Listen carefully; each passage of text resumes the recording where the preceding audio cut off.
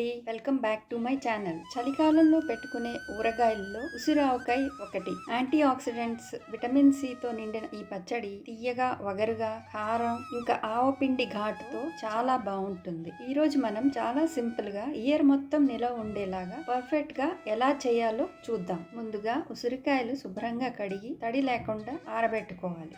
ఆరిన ఉసిరికాయలు తీసుకుని ఇలాగా ఘాట్లు పెట్టుకోవాలి. ఇప్పుడు ఒక ప్యాన్ పెట్టుకుని నూనె పోసి ఉసిరికాయలను దోరగా వేయించుకుని పక్కన పెట్టుకోవాలి. ఇలా వేయించుకోవడం వల్ల పచ్చడి నిలవ ఉంటుంది.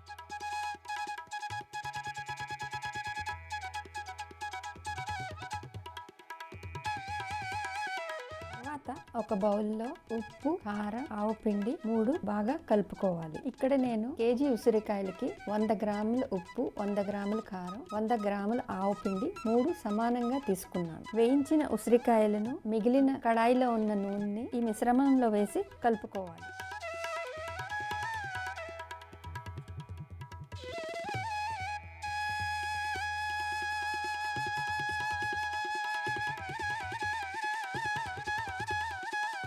రోజుల తర్వాత పచ్చడి నూనెలో ఊరి మరింత రుచిగా మారుతుంది. ఈ ఉసిరావకాయ కమ్మగా రుచి రావాలంటే నువ్వుల నూనె వాడాలి. మొత్తం పచ్చడికి నాకు 200 ml నువ్వుల నూనె పట్టింది. తడి అస్సలు తగలకుండా చూసుకోవడం వల్ల పచ్చడి ఎక్కువ కాలం నిలవ ఉంటుంది.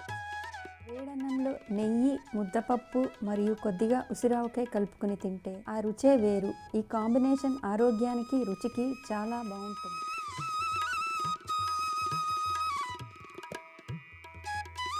పచ్చడి దోశలు, ఇడ్లీల్లో కూడా బాగుంటుంది. ఈ రుచికరమైన ఉసిరి ఆవకాయను మీరు కూడా ట్రై చేయండి. ట్రై చేసి ఎలా ఉందో కామెంట్స్లో చెప్పండి. Thank you for watching.